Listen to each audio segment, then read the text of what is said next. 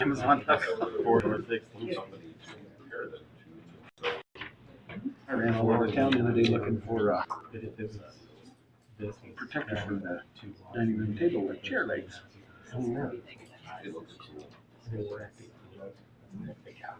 I couldn't find them. Amazon.com. That's why. Yeah, little carpet gliders or whatever. All right. I think we're 7. Yep. We're 7? We're 7. All right. All right. I'll call the meeting to order. Please join me in the Pledge of Allegiance. Pledge allegiance to the flag of the United States of America and to the republic for which it stands, one nation, under God, indivisible, with liberty and justice for all.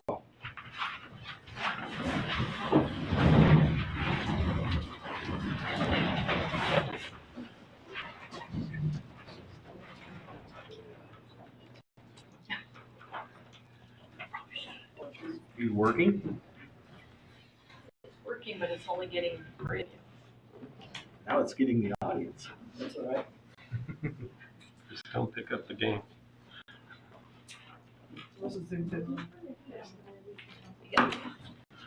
All right. Would you take roll, please? Yes.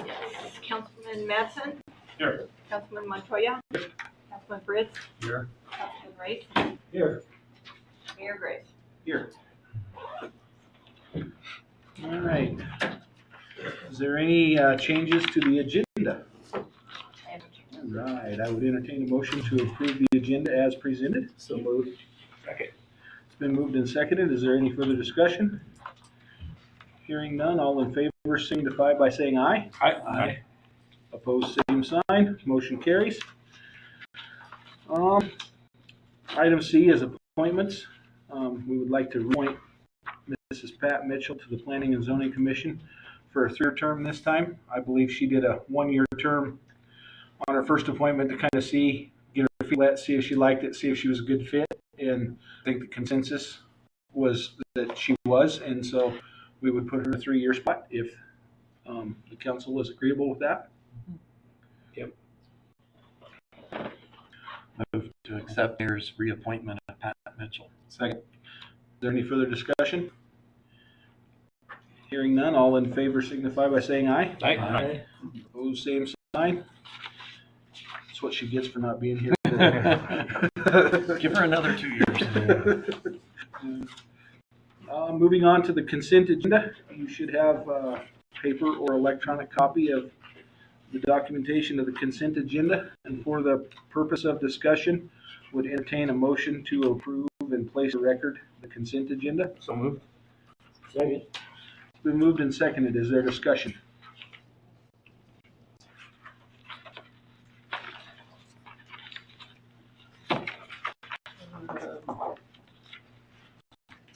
I have a question for Chief. Yep, there you go. I saw on the court report we only had 2 citations this month, but is it just a quiet month? Looking at all your pie charts though, it seems like normally there's a lot more citations. Citations? There was the Judge John Harris had citations received for the month of only 2. Oh, yeah, because we had told our officers to hold off on writing citations in the town until February while we were trying to figure out when our judge was actually taking over. So Okay. we hadn't been writing in the city, but that will take care of that. We do now have a judge that's actually. Okay. Because I was looking at your pie chart with all the other citations. Yeah, we usually have more. The parties of. I'd just like to commend the chief for the charts that he gave us for the last 3 years. It's very helpful. I really appreciate that. Well, you're welcome. It's a lot of work. I can't take all the credit. I'm kind of using what Chief Chesser had, and I'm just working off of it and keeping it going, putting more stuff to it. So it helps me also to see how we're going. Great. We'll pass along my thanks. And I saw 2 of your cars leave town today on a flatbed. 3 of them left today. Read them, I thought too. So all the cars that we needed to turn in are gone now. Are you guys driving them, right? We just had to park them, actually. We had- No, I meant driving them back to Salt Lake or wherever you had to go. I'd also like to enter in the record, today is National Law Enforcement Officers Day. Is that correct? I believe it was yesterday on Sunday, but yeah, it's I through would this. like to enter in as a council to support that designation to our law enforcement. Appreciate what you do for us. Good catch, Tony. Thank you.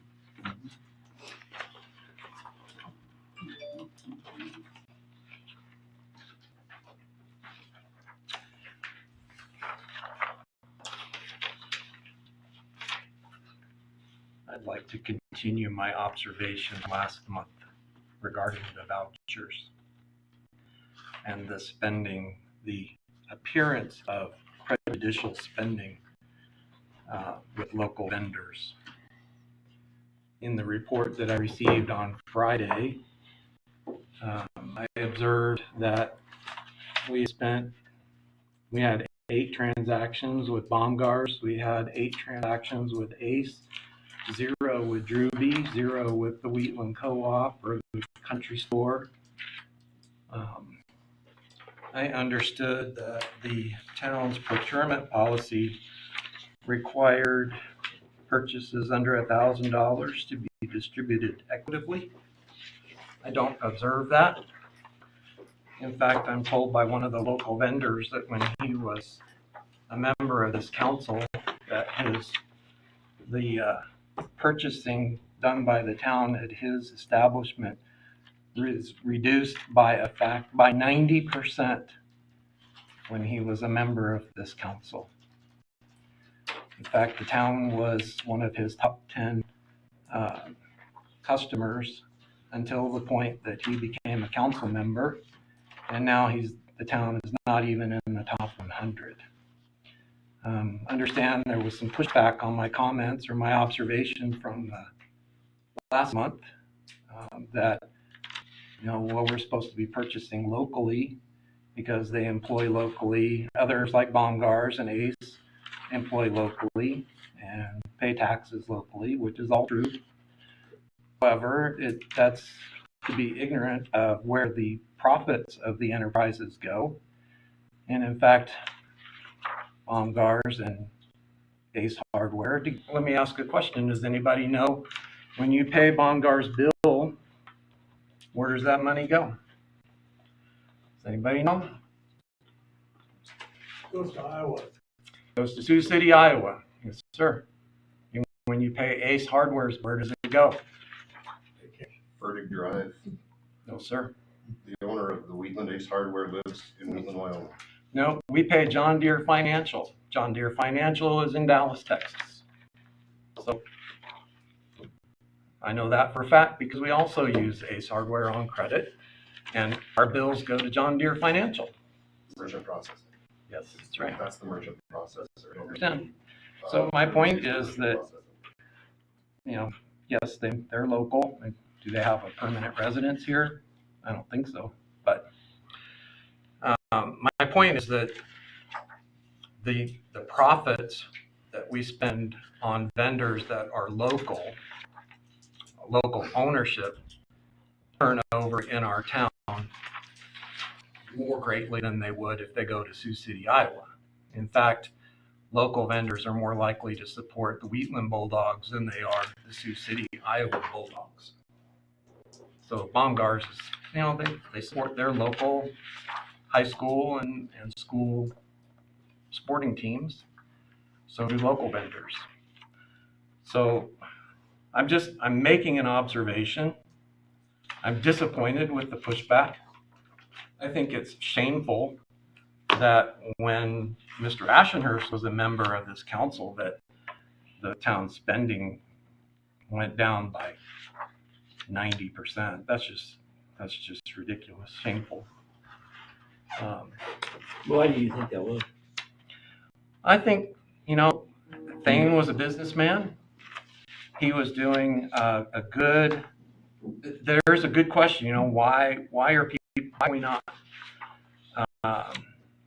why do we not go and shop at Drewby or Wheatland Co-op, the country store?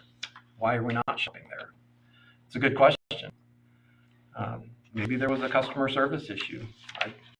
That's valid. There's a lot of possibilities why people, or, the city people go where they do. I'm not going to second guess what the supervisors need to get. If they need a part, where they know they can go and get a part in a timely manner. If you look back, the expenditures of 2021, Drewby's had 19,366. Baumgart's was 14,115. Okay. And Ace was Do you know the 5,000. details of that, Tony? Do you know the Do details you want on to that? let me finish? Or do you want to keep interrupting, Bill? Go ahead. Because I'm not going to let you push us around on this crap. I think it's a bunch of crap that you're pulling this. Because, god dang it, you want to micromanage what the city employees do. I think they know what they do best, Bill. I think they know where to go. They're not isolating this. You spent $750 on elk skin gloves. When I came in, Did you find out? Yes. Why? Where? They're buying them from a guy from Salt Lake City And how long have they been doing this? for a long time. And Right. do you know they can get the same glove from a local vendor for the same price? And if they spent that money locally, that money would turn over and go to the Wheatland Bulldogs. Now, how is that right? Bill, all I know is I checked in that glove situation too, because I seen that in the expenditures. Good. They've been paying for this. They've been using this vendor for a number of years. This is what they know. This is what they've been doing. Okay. They use those gloves because they're good quality gloves. That's the glove. They're provided by a distributor, a vendor. They are not buying directly from the manufacturer. You can buy the exact same damn glove across the street from where you use them, instead of having to pay somebody who's coming driving over here from Salt Lake City. So you think before bomb guards came in here and you made this kind of accusation, you did. think they want to come in here? You think I a did. business would want to come into this town I don't think a business wants because you want to isolate them? No, I don't think a business would want to come into this town because of a lot of different issues with our development code and with the behaviors of some of the things that have happened in this town. I know that there are other businesses in this town that have suffered from actions that this council have taken, including myself personally, my business personally.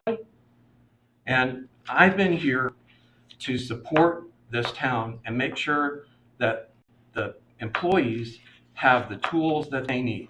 I want you to look at, I'll just point out a couple things.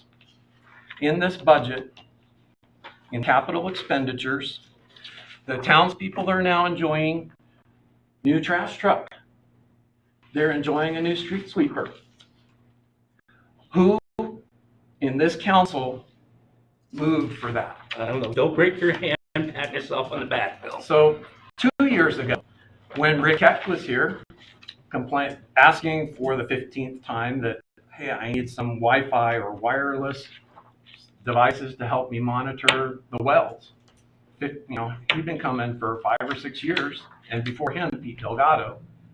We never bought them. Our chief of police is back there, has been asking for body cameras. Who looked at the budget and said, hey, we've got money. This is the budget cycle. Go back to those vendors. Here's a strategy. Go back to those vendors, tell them we don't know what the budget's going to be like, and negotiate a better price. So we got body cameras, and we got. And you want me to say it was because of you? There's nobody else on this council. You want me to that did say, it. okay, well, what's that got to do with the expenditures? Because What I'm is the, that? I'm the only one looking at it. I'm the only one Oh, on this you're not the board. only one looking at it. I'm the only Dude, one on the dude. board that has any experience with purchasing and knows, we're buying stuff I all look the at time. that every month. And some months, there's a ton of Drewby out there. Ton of Drewby. So in the So this Drewby- month, there wasn't. In the Drewby numbers that you spouted off, included how much money did we spend on those generators? 30 grand, 40 grand? So a big chunk of that money was one purchase. So in the details, we're not talking about volume, we're talking about two purchases that made it look like Drewby's was being spent Looks more pretty than. good. Well, I think they're. And you know what? If Thane hadn't been here, those generators would have cost us $10,000 more than they did. Because Thane observed what was being bid and said, hey, I provide those generators and I'll give you a bid. I guess what my point is I think every business that's here in Wheatland is a local business. Even though it may not be locally owned, it's a local business. They hire local people. They pay property taxes. If the supervisor thinks or knows, hey, you know what? They've been on this job for many years. If I need a part, I know where I can go get that part, whether it be Drewby's, whether it be Baumgart, wherever it may be. These guys, I trust these guys to do their job, Bill. I think you need to do that too. And that's all I'm going to say on this. You know what? That's great. I made an observation. And I made my point. I made an observation, and I'm going to go back to procurement policy that should, and it's just, I have 2 data points. I have this month and I had last month. And the pushback I got was incorrect. Because that money, yes, they employ locally, but the profits that fall to the bottom line do not end up in the town of Wheatland. And in fact, Article 16.6, 105 of the state statutes requires us to give local vendors a 5% preference. That's only on contracts, Bill. No, sir, it's not. Yes, it is. Nope. Materials. As used in this section, materials means supplies, material, agricultural products, equipment, machinery, and provisions used in public work, including regular maintenance thereof. Bill, I'm not going to argue with you. I'm just telling you, that's the law. Bill, 5% preference. And let me tell you this this. isn't the place to argue about it anyway. The reason why we have it is because the state understands that when you spend money with vendors that are But the owned locals locally. doesn't mean Baumgart's is not local, Bill. Yes, it does. No, it does not. It does. And first of all, I'm the elected official, and this is my opinion. I know. You are giving merely an attorney. Bill, I'm giving you my opinion, and that's what I'm paid for. I agree. Okay? I agree, and I don't think there's other attorneys that would have different opinions. Well, fine. That's my opinion to this council. Okay? So that's the law. And they are all local. They are not local. There are different degrees of locality. Bill, There I'm are not going to different argue degrees. about it. So if you guys want to spend your money at Baumgart's and support the Sioux City, Iowa Bulldogs, then that's fine. But I think that's consistent with the procurement policy that's been published and approved by this council.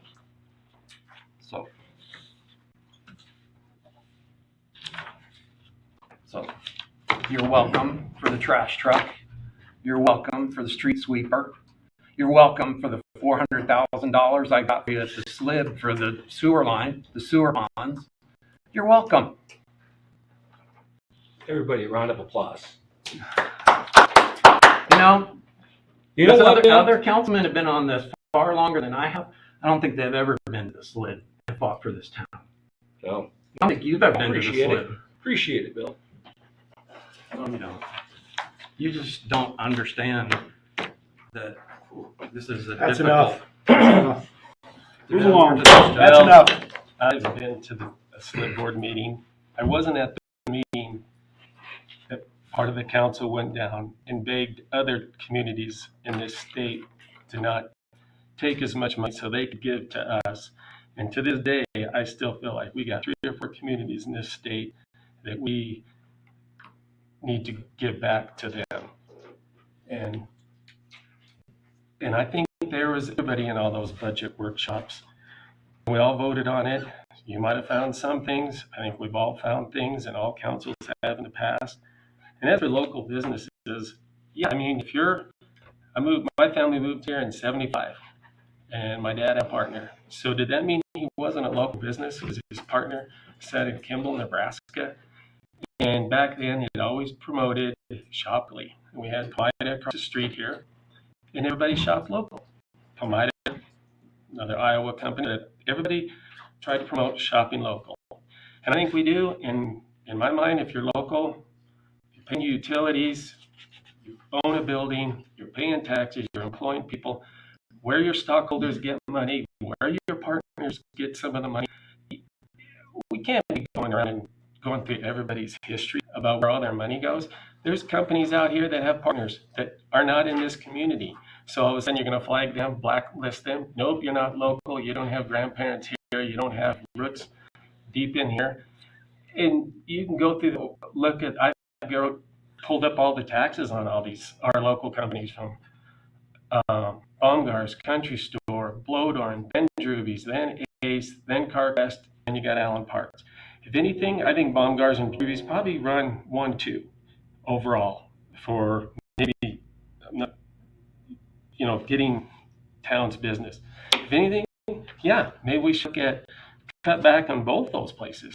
How often you see us on the Wheatland Country Store, Wheatland Automotive, and these others. So I don't see Drewby's here. I don't see anybody here, but I think the guys, the crews, if they're going to get something, it's because their progress, their work that was going on at that moment came to a halt. And so if they break down mowing the weeds on 16th Street and they can run right into the country store and get it, or they're in North working on the park, North Town, and stop at Ace, that's fine. But I can't ask the crews to carry a notepad and say, okay, I was at Baumgar's twice this week. Now I got to go track that. I think you just got to give them, I think they're doing fine. They're doing the best they can, shopping price-wise, spending their budget the best they can, and get what you need to get and keep rolling, doing what we want. Get toilets flushing, drinking the water, picking up the trash, turning the lights on, doing the things that we're supposed to do. And I don't have a problem with it. I mean, you can look at the different things on there. There's some of those companies, and I think I see Safeway as a local company. They own a building here. They pay taxes. They're high utility payers to us. We do some Safeway. We do Thrifty. We can look at everything. I mean, I have competition here, and it's good for me to have competition. My competition money goes to state, but it's competition. It is what it is. Everybody has a choice to go where they want to go. But I'm fine. I think the guys are doing it. If they want to look at it a little bit more, and some of the lower end ones, maybe we look at them. But I think Drewby's and ours run about 1-2, and I don't have a problem. I'm going to ask you, how do you justify a 90% decrease in business as a result, the simple result of Mr. Ashenhurst being a participant on this council?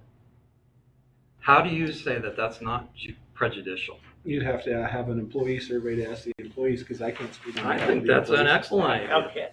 can you can't predict. I don't Yeah, I think you can even can't bring that speak into on behalf the of. conversation. I'm just telling you, there's a causal effect, and it has my perception and the appearance of prejudice, as Councilman Montoya pointed out. I'm not here to lie that we spend money at Drewby's. It's not my point. My point is that we do it, like you said, without prejudice. Exactly. And what I'm telling you is, if you look at the signs, there is a prejudice. There is a prejudice. And my point was to spend without prejudice was to spend, like, I don't want to put all my eggs just because this guy owns this as a local guy. I think we should just spread the wealth where these guys where they need their parts. You have to trust your supervisor. You have to trust your employees to get the equipment they need it. They've been doing this job for years. They know where to go. Well, I can't explain Mr. Ashenhurst's fall off. I can't do that. I don't know. I don't know the answer. All I know is I like Councilman Madsen, thank you, what he said, that all businesses here in town are local. I can't go down and ask where they all join. Heck, I'd love to say if we shop here, we would let, let's see, be a member of PCD, the Chamber of Commerce, go to the livestock sales, support high school programs on, I can't drill down into that and tell everybody what to do. There's businesses here that say they do that, but they don't promote anything. They're not members of PCD. They're not members of, go to the livestock sale. I can test it on a personal note. I go to the livestock sale. I've seen Drewby's there. I've seen Ace there. I've seen Wheatland Country Store there. I've seen Thrifty. And I think Baumgars runs a 4-H program. So they all give back in certain areas, but I can't sit there and critique them and say, well, you're not giving back into the community, because I don't know everything they do. My business, I belong to PCD. I belong to Guernsey Economic Development. I go to the livestock sale. I don't, and I'm small beans. But I'm just saying, I can't go and hamper us in some of our expenditures saying, well, you don't do this, you don't do that. I mean, sure, perfect world. I'd love to be a part of, see them all be part of those organizations and help the community. But, if they're paying taxes and utilities and. But Alan, your personal business is, I don't want to call it small beans. I think that's not a good description. I think you're a valuable part of the community, but you have a fiduciary responsibility to 3,500 people to make sure that their money is spent well and spent equitably. And if you're not making the same observation that I'm just making an observation. No, So you've got a responsibility for 3,500 people to make sure their money is spent well. I did, and It's not about your business. It's about the town's business. I didn't say it was about my business. I'm saying I understand what you're saying there, and that's why I said, well, maybe we turn that upside down and do a more concerted effort to not look at Baumgars and Drewby's as much as look at Blowdorn, CarQuest, Ace, Country Store. And then it's going to come back and say, oh, all of a sudden our numbers are even lower. Yeah, I don't know what to tell you on that. I have faith in the crews. I think they're doing the best they can with what we're asking them to do and to get their job done and provide the service that we're here to provide for. And the larger expenditures, of course, then we're by statute, we make sure we shop around, we get the bids on the other stuff. But as of right now, I guess we can keep looking at it, but it's not, I'm fine with it. I'm fine. And I guess you can do a survey with the staff and see what you think.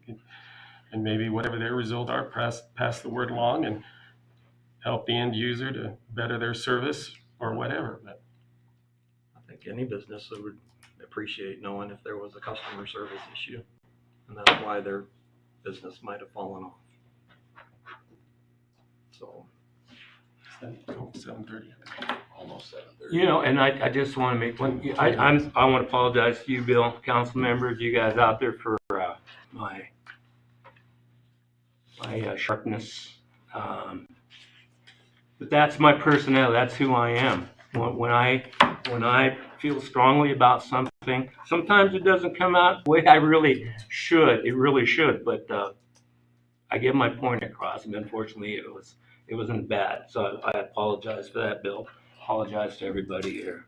I'll try to contain myself It's not an easy job. better. Easy job. Thank you.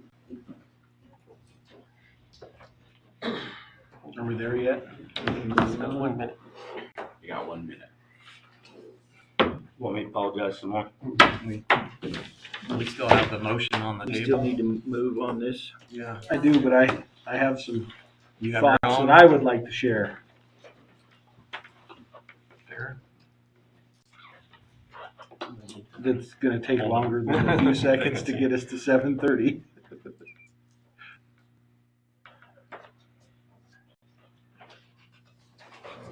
Whose phone's gonna say it first? Yeah, right. Yeah. Should be the same. There's 7:30. All right. At 7:30, we need to Have a public hearing for the purpose of a second hearing for the Community Development Block Grant Program.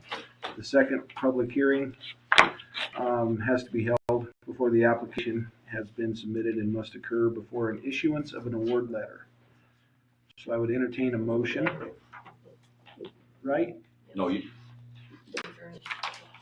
It's just a public hearing, there's no action to take. Yeah, you can just go into the public hearing. All right, well, we'll enter a public hearing for the Community Development Block Grant.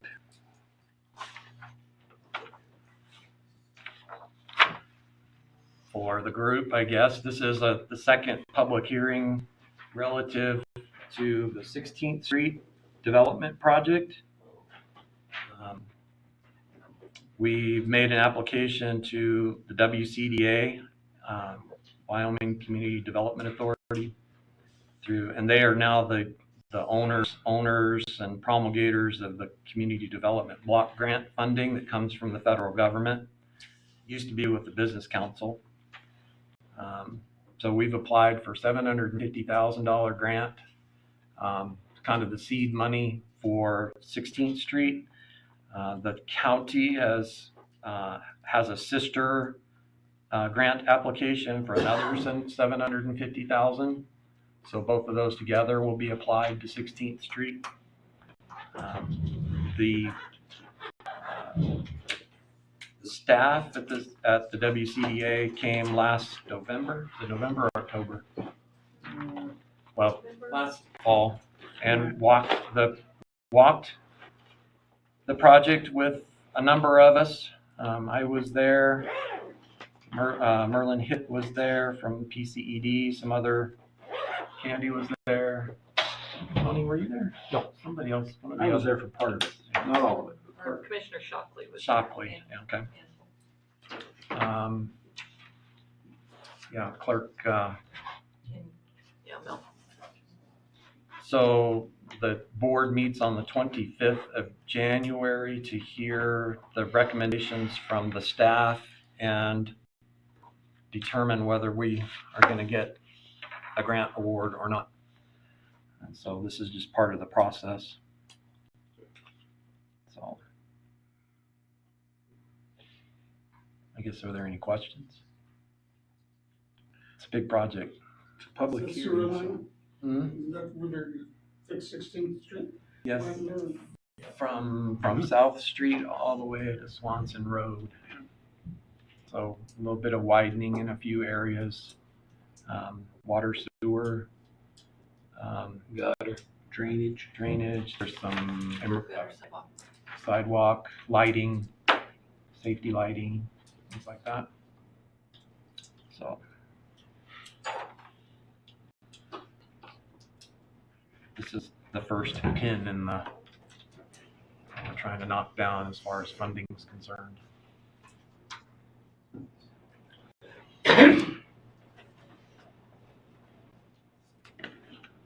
Is there any other public comment or comment from the council at this time? Mayor Graves, if I could address the council, and I apologize, Merlin Hitt is not here. He had a family situation he had to attend, so I guess I'm speaking on behalf of PCED. I think the project's been on the radar on community surveys since at least 2000 as an identified need. It's been a long time coming. It's been a lot of work to get to this point. I think this is the closest that we've ever been in the process. To facilitate commerce, we need good roads. That's pretty much the bottom line, and 16th Street probably challenges that. This would be a vast improvement, which would be a benefit to the businesses and to the residents that live on that thoroughfare and use it daily. So generally, on behalf of PCD, we would like to speak in support of the town's application for the grant. Thank you. Thank you. Do we have any other public comment at this time?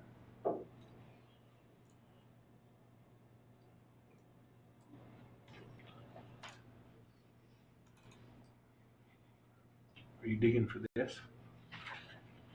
Public comment? No, I was just gonna maybe making it just for the public. The project is $11,600,000.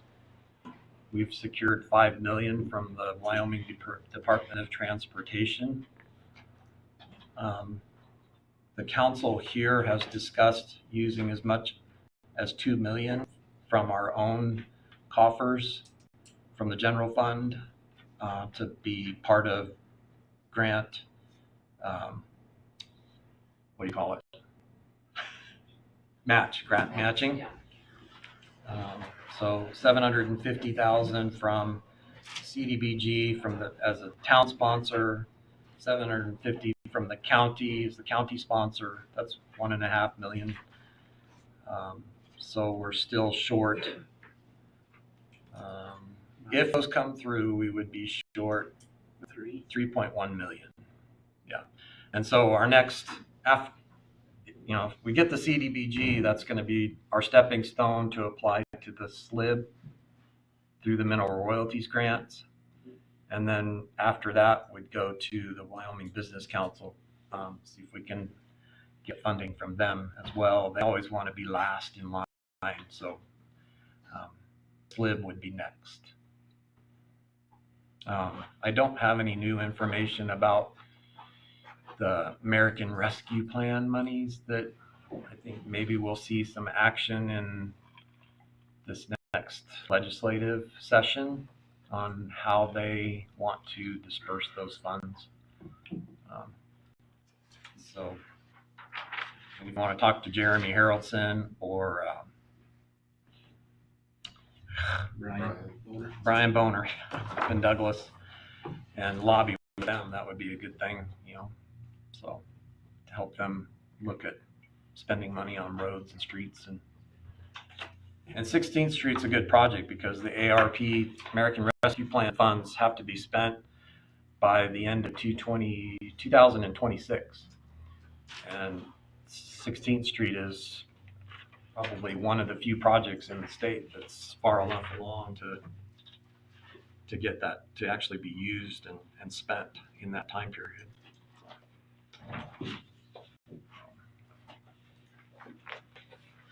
I know.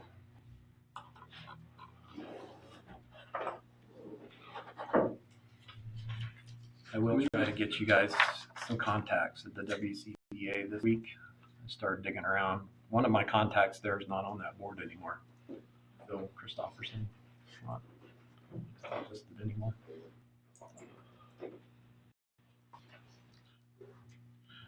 So we don't need no formal action, just that we had the public hearing.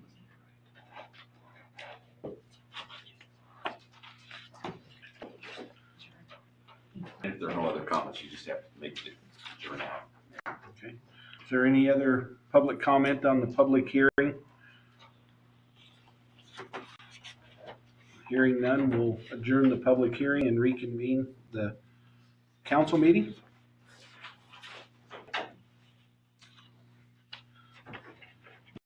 On the topic of your observation, I would lend a few comments in the respect of the department managers of the town were taxed by us as a council at budget time to tighten things up and live within their means and do a better job. And I think we have achieved those goals. And by achieving those goals for a couple of years, it opened the opportunity to be able to explore those larger expenditures, purchases, the trash trucks and the vac trucks. And so I think there's a very good working network and information share within the people that need to have that information. Appreciate your observation and your due diligence in looking into those things. And I think there's a good way to convey that message to the employees. But in short, I don't think there's a good answer that any of us can provide. But maybe in retrospect, I would ask, your business sense led you to make this observation. What would be a remediation in your opinion, or what would be something that you would like to see done to alleviate or move forward in doing business without a perceived prejudice? I mean, is there something clear defined that you can come up with that would help move to remediation on this, or? My suggestion, and I made it to Candy, is that I'll back up again. If I make an observation at the desk, my phone number is printed every week. And if an employee has a question or a concern, they can pick up the phone, they can call me and ask me. They have never done that. They can also come down to my office and pop in. Mr. Weaver pops in and we have nice conversations. Sometimes I'm not sure what he's coming in for, but they're good. But I have never told employees not to call me or not to ask me questions. I've told PCED and others, here's my opinion relative to an economic development standpoint. If yours is different, that's fine. Come bring it to the council and let the rest of the council hear it. I would be happy to sit at a supervisor's meeting and share with them what my opinion is and how I see it, and explain to them, this is what I'm observing. And this is what has been reported to me by one of the local vendors. You can't get any more local. You can't than Dane Ashenhurst. You can't. So, if you don't want to shop there, that's fine. Please tell me why. They might be interested in knowing why. So can I just make one statement? It was not an employee that came and talked to me. Not a town of Wheatland employee. So it was not anybody that worked for the town of Wheatland that came, since you'd made that statement at the last meeting. Okay? I wanted to clear that up. Okay. Well, all I have is what's in my, so maybe I made a bad assumption. They were Bumgar's employees. I'll just tell you that. I It have a wasn't problem the with town that. employees. And I agreed with Tony's observation. Let's purchase without prejudice. And I'll be happy to share the prejudice that I observe. One thing I can tell you about parts, they're hard to come by these days. Some stores have them, some stores don't. That's right. And That's right. sure, That's it's been a absolutely right. crazy year. My personal business, in the last 9 months, the raw material is increased by a factor of 3. If you can get it. And then you're stuck with bids that you made 2-3 months ago, and it's not hard. Not hard. Thank you, Tony. Is there any other comment on the consent agenda? Not all in favor of approving and placing the record, signify by. Uh-oh, you're having a thought now. You forgot. This nice comment about Kenny. Was this regarding snow removal? If that's what it is, very nice. And yes, Candy and your staff was amazing in getting that snow moved as quick as it did and opened up the roads. And we've all heard from a local person that made a comment to us too about that, to pass along the gratitude for the guys and gals and everybody that did that in that snowstorm to get it moved. So acknowledge that was in our packet too. And thank you. Yeah, and also that tree that fell down that line, knocked out. Electricity, those guys working out those high winds, doing that, they did a great job. They ended up having to go out to that Guernsey rural, that sub station out there, and that's where they were till 9, 10 o'clock that night. Wow. They had a pole break out there. Good job on their part.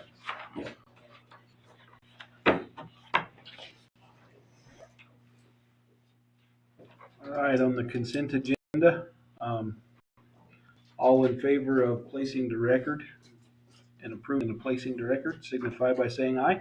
Aye. Opposed, same sign. Motion carries.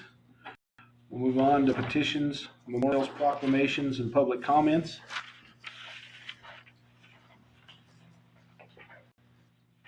Matthew, are you going to speak on Merlin's behalf where he usually speaks during public comment period? Not trying to put you on the spot or anything, but. Actually, I don't think I have anything to bring on behalf of Merlin. It was kind of short notice. Sure, no, and if you talk to Merlin, give him our best, please.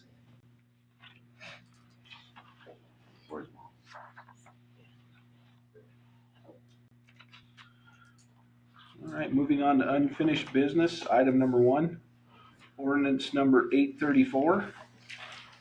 Amending the Wheatland Municipal Code, Title 18, second reading. So 34 was presented at the last meeting, and there were some comments.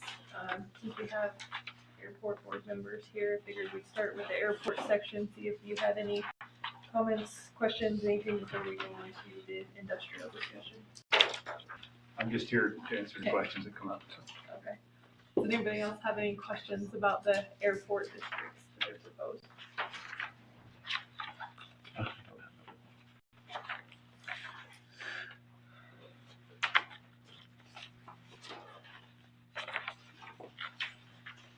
So if not, let's move on to the industrial portion, in 18.45.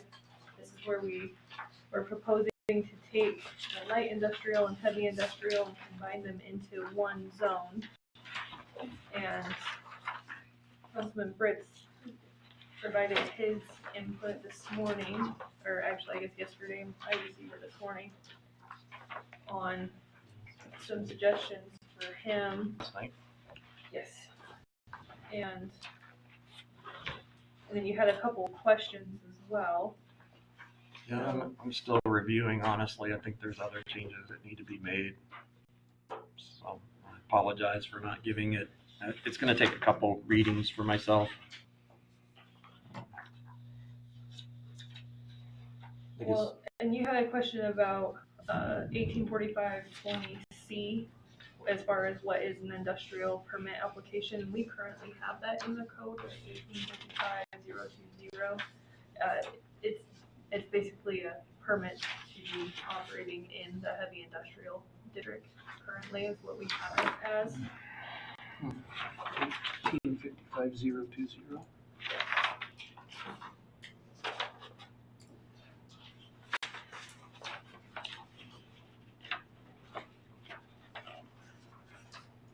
$1855 is heavy industrial. Yes.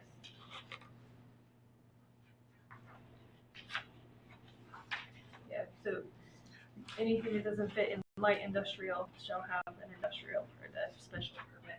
And when we went through and did the review, we decided to call it an industrial permit application to separate it from your regular special use permit. Okay, so I'm going to tell you 1855-020 as it's written right now, it doesn't make a lot of sense to me. It says all industrial uses except those in light industrial shall have a special permit from the planning commission before obtaining a building permit. What's the point of having an industrial district if you have to have a special permit? What is the point in having two if everything outside of light industrial needs a permit? So that was one of the main reasons we looked at combining the districts into one rather than having them separated out. And I think that kind of is going back to my comment about I'm not finished. If you're going to have a district, it doesn't make sense to have a special use permit in the district. And also a comment about, special use permit for potentially noxious impacts. The town shouldn't have to regulate that because it's already regulated out our behinds by the DEQ, OSHA, and EDA. So I don't think the town's going to be able to put anything tighter on us than Do what's we, already there. as the town, do we want to know that those are in place, and do we want to have them on record so we can show that, yes, they are following, we don't need to be worried about this, this is not correct, it's not going to impact the town infrastructure in the process? Because it's already being handled by higher authorities.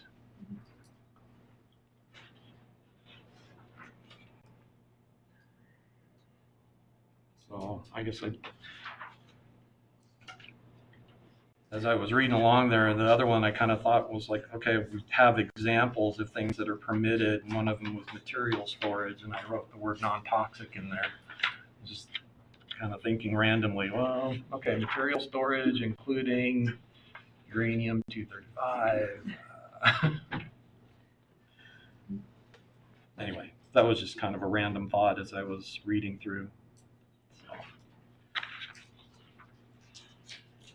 And then I'm not sure I like the accessory section, because it's kind of self-defeating. Say, okay, you can have accessories, but you got to fence them in, but your accessories can't be any higher than the fence. No, remember, this isn't an accessory building, Well, I know, I mean, so, and the accessory storage, it's clearly incidental to the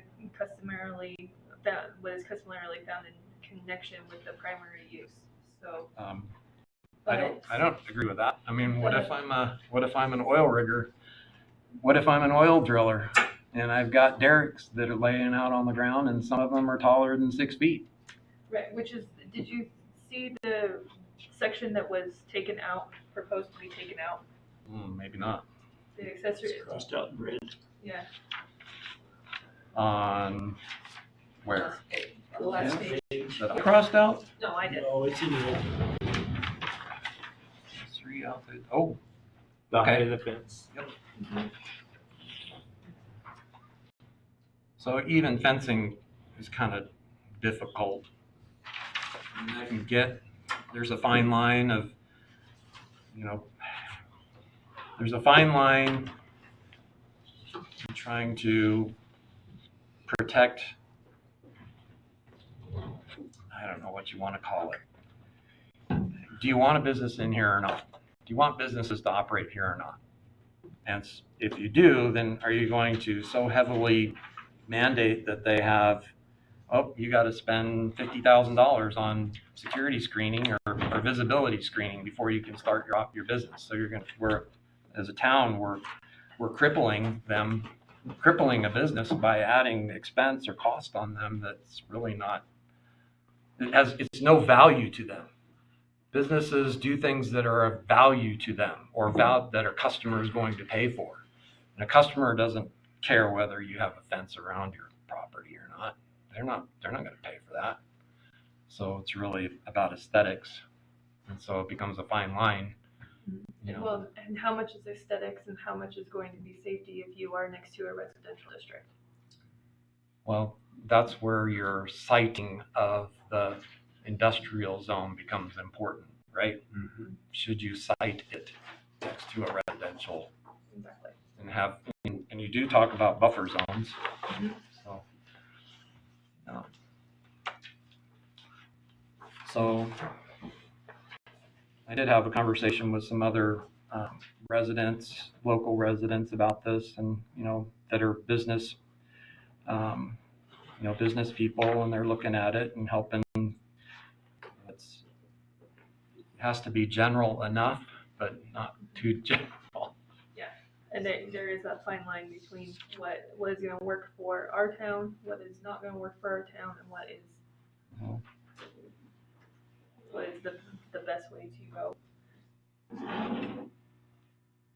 Well, I guess, so you scratched out the accessory outside storage? Yes. Correct. I think you have this copy in your I file probably as do. well, too. I probably do. Bill, do you want mine? It's got the, No, it's okay. It's okay. That was just that one line, right, that you changed? Suggested removing, yes.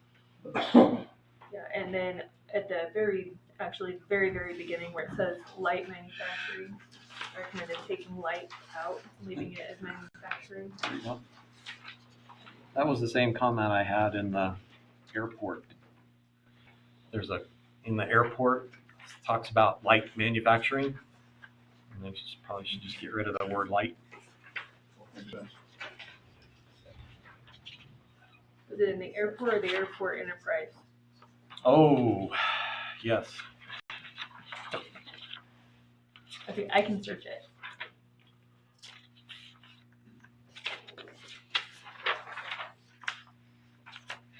Were you okay with the other things that I so far have suggested as far as, I mean, we talked last month about business, you said here with operations and uses contained within an enclosed building, and I pushed back on that. Well, many of us don't operate in a building or just in the building. And so I suggested that the operations are generally contained within a contiguous property. Is that too general, or good enough? I think within the property boundary, I think is good. The one I did have a question on, you crossed out C under 10, but you left B under 20. Oh, I just didn't notice. So I didn't know. Let me look at it. Good question.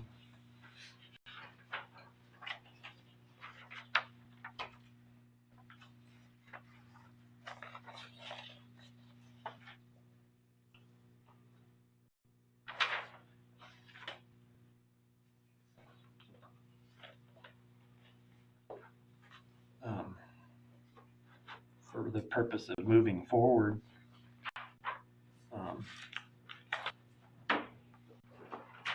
how do you want to? Well, let's just, I think we just go ahead and approve or not approve the second reading, and then With these changes, or with the changes. Okay. We've done in the past. Okay, We still have another reading and yes, sir. time to change. That's right. Yeah, and we can even go back and add stuff back in if needed to. We take it That out. would be my suggestion. Well, you can move it. I move that we go ahead and accept the ordinance, B34 as amended. And I'm not trying to, I think Mr. Britz, Councilman Britz, wondered if the changes included his changes. I think we just need to make sure, because you have one ordinance that Amy prepared with some changes on it, and then you have some changes that That's correct. Councilman Britz had. And for the motion to be clear, I just, include both Amy's and Councilman's. yeah, I just want to make sure that's clear, one way or the Both other. suggested amendments. We have one more reading, and those next amendments will be on the last reading to be approved. That's correct. How, the way I read this, understand this. So you can make a motion to approve the ordinance with Amy's changes or my changes. And, put the word and. Okay. Just so we know what we're doing. Second. All right, it's There you been go. moved and seconded. Awesome. Is there any further discussion? Hearing none, all in favor signify by saying aye. Aye. Opposed, same sign. Motion carries. Unfinished business, item number 2 is ordinance 835, the rezoning of 1554 and 1556 Gilchrist Street on second reading. For the purpose of discussion, Move to approve ordinance 835 on second reading. Second?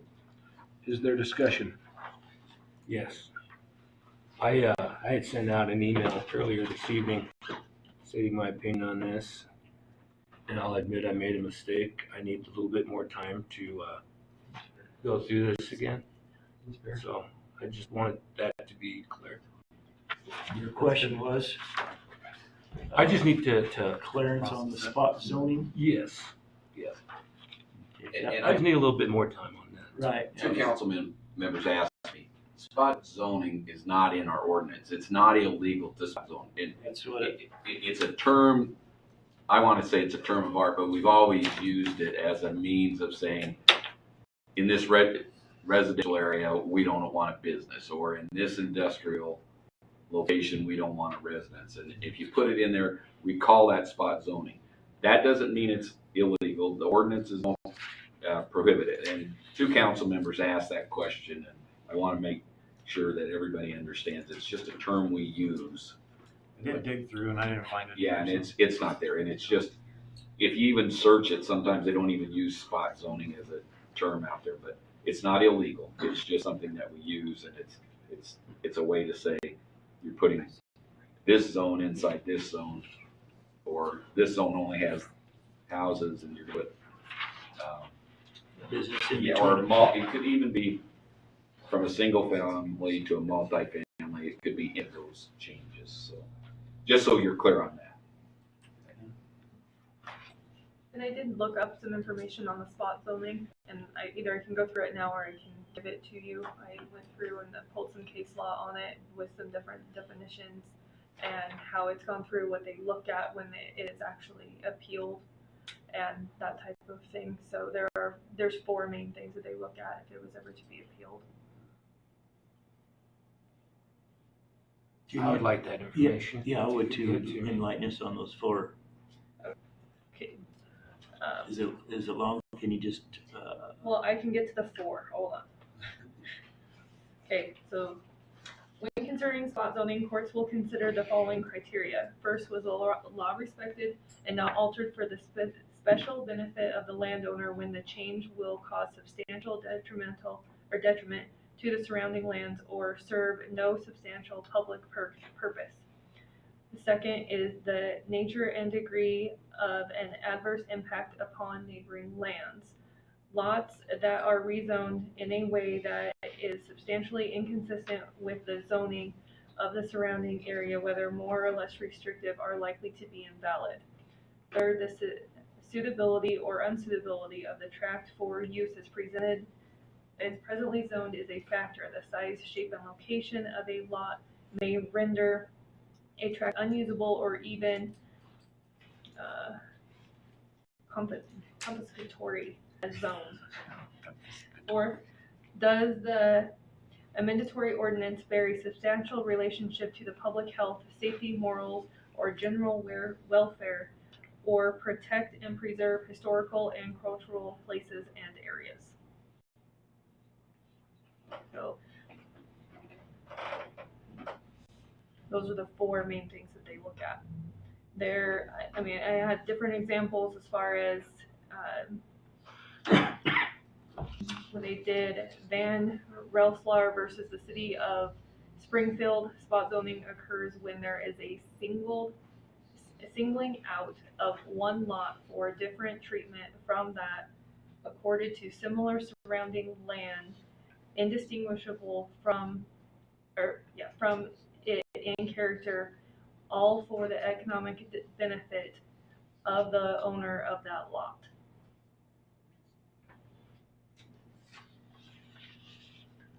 Given that immediately across the street is all general business, would that not apply then? Because it's not, what it sounded like is you're creating an island. Right, and across the street is highway business. Highway, yeah, okay. Highway business. And highway in general are so similar, right? Yeah, the other one that I found, let's see, where is okay, so Griswold versus Homer, Alaska. Alaska Supreme Court stated specifically, we held that it was not error to find that the change was consistent with the city's comprehensive plan. And they looked specifically at that comprehensive plan. The rezone was a genuine benefit to the city of Homer as a whole, not only to the landowner, and was consistent with the comprehensive plan. So I went through and I actually looked at ours. And I printed it out because it wasn't in your packet. You have a comprehensive plan. We have a development plan. We don't call it a comprehensive plan. That's really the only. The 2008 It is the 2008. one on that, so it's- Okay.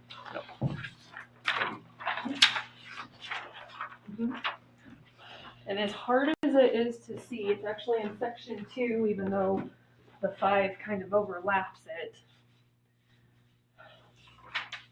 So historically, town of Wheatland has attempted to avoid what we call spot zones and required all districts to consist of a minimum of 2 full lots.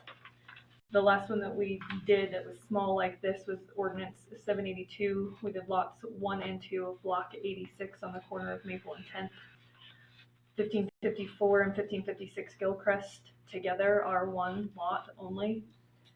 Wheatland's development plan does show this area as part of the future growth area of the town and is noted in Planning Area 2, which runs from Cozad Road north to Spruce Street along 16th, with the land use recommendations as follows: encourage transition of residential uses to commercial along the 16th Street corridor.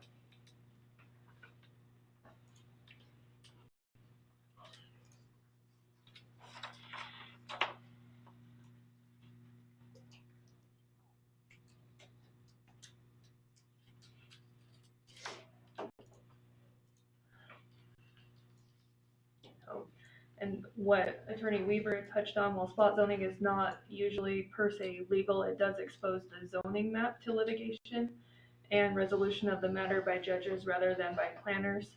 However, clear planning policies that recognize the benefits of non-residential uses in residential neighborhoods are typically respected by the courts.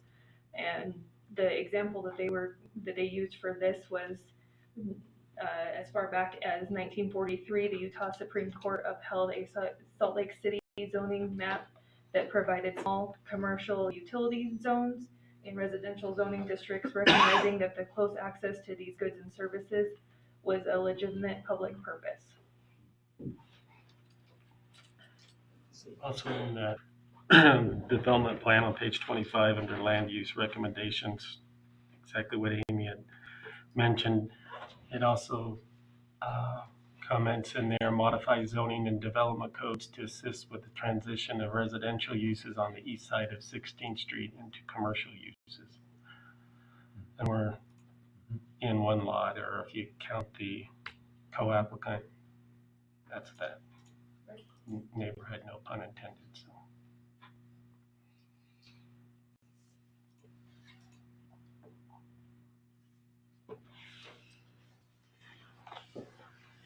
Well, the reason I voted no last time is because I was recalling the conversation that this council had when we had another applicant wanting to change something that was highway business or general business to multifamily development, and we told them no because it was spot zoning. And I was recalling that and like, well, is it fair to tell them no? Should we be consistent?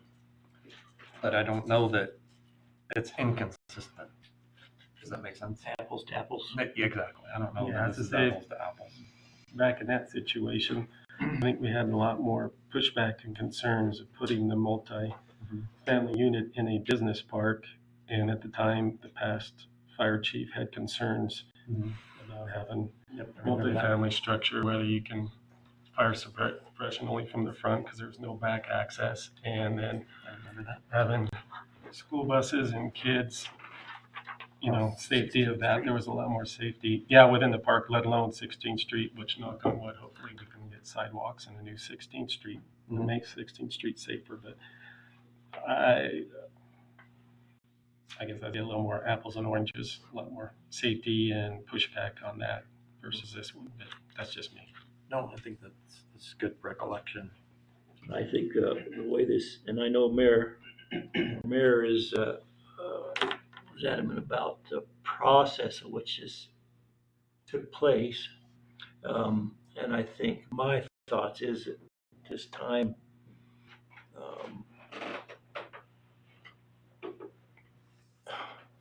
is there a fine or anything for not doing it the right way?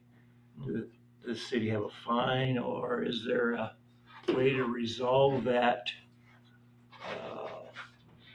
by not paying attention to what I should have done? And I don't think we should deny this because it was not done the right way. No, me either.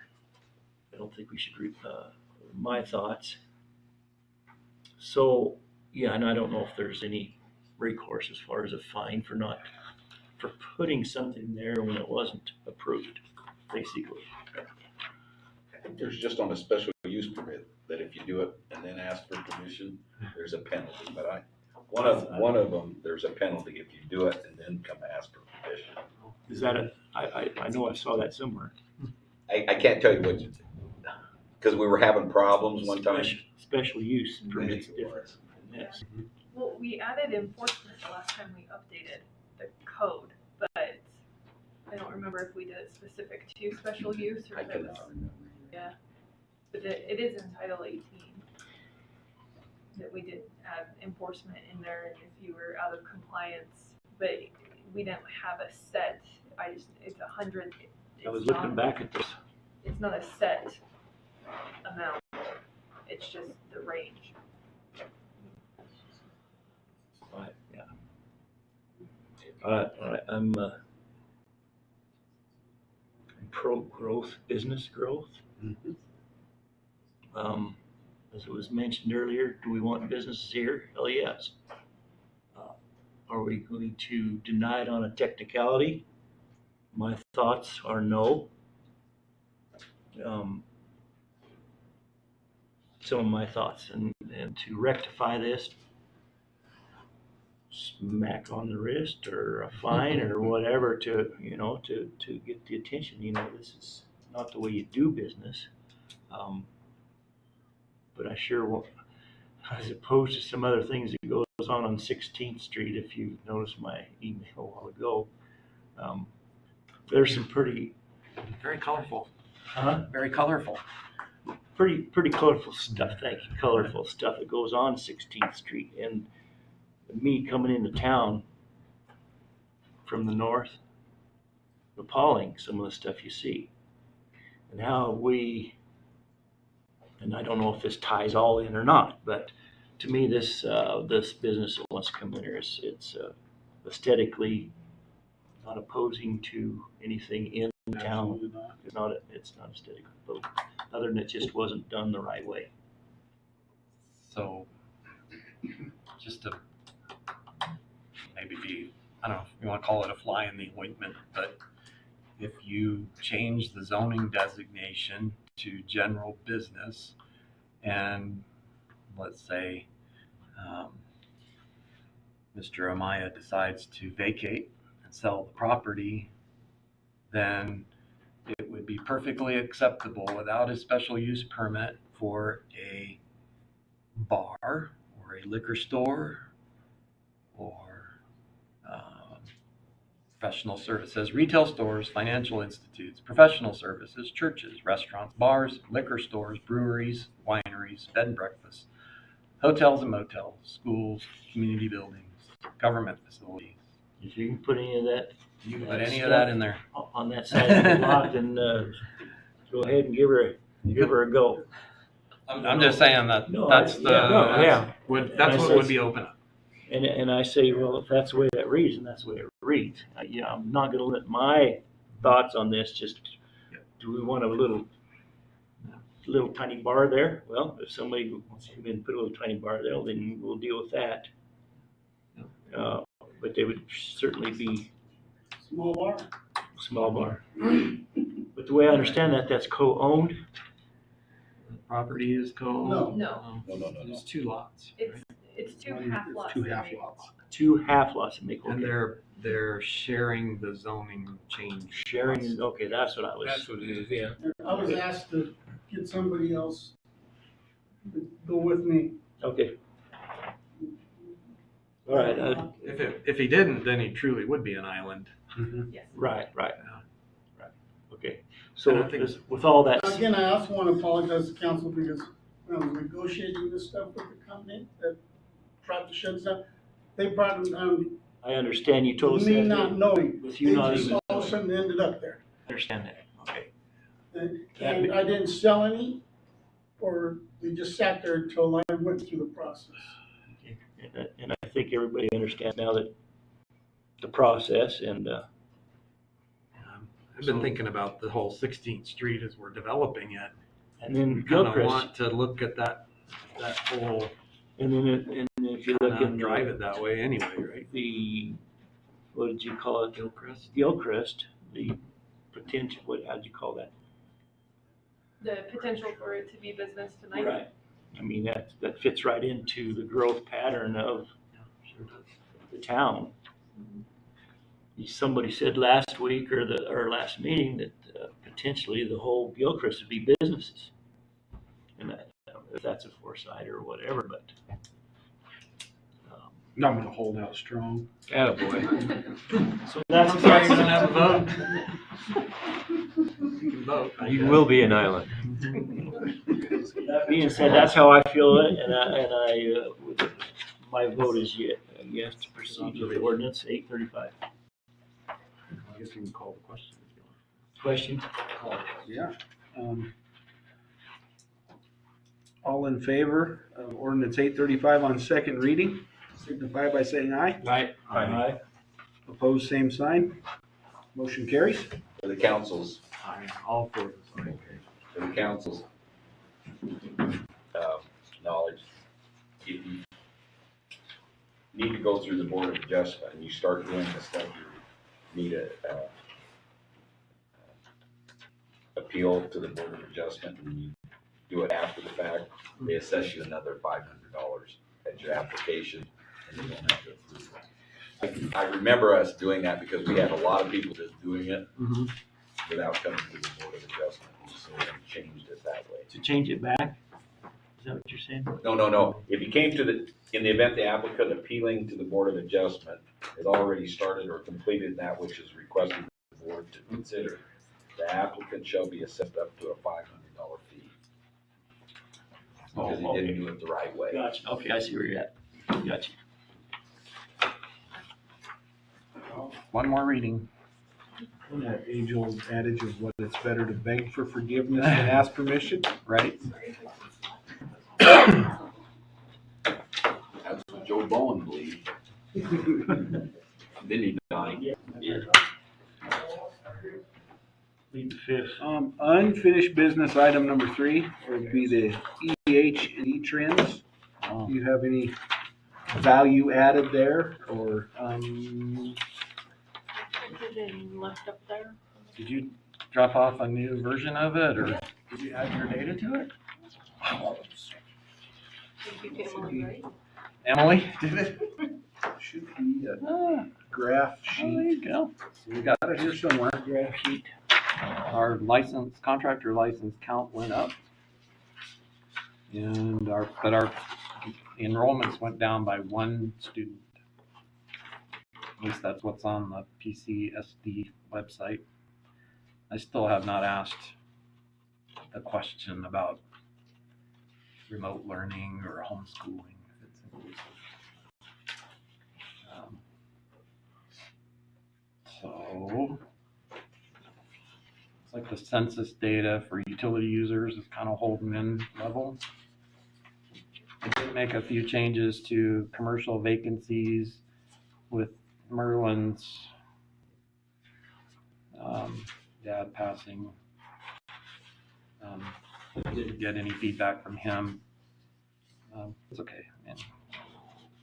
So I don't know anything other than what we talked about in December relative to some of these things, some of the empty buildings. I am wondering what's going on at the Eloxide building. I'm not clear.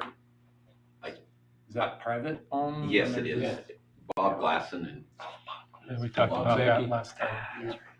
I think he's just remodeling and then gonna rent it out for events is what I heard. I don't know if that's true. That's what I've heard. I wanted to make a change to this on that, because of that, and I couldn't remember. And I think we mentioned Yakos's. I did change that. I did change that in here. I said it. Oh, I thought I changed it in Still here. on there. I changed that on mine. Maybe I changed it after I sent it to you. Oh, Because I did make changes to this, they're not reflected in here. Yep. Yeah, cause I went off the spreadsheet you emailed Friday, like after. No, I'll send it to you guys. I made changes to that. I made a note that Yaco's is now occupied with retail clothing store. There was another one or two. But I haven't seen anything new, let's put it that way. I haven't seen anything to add. Not.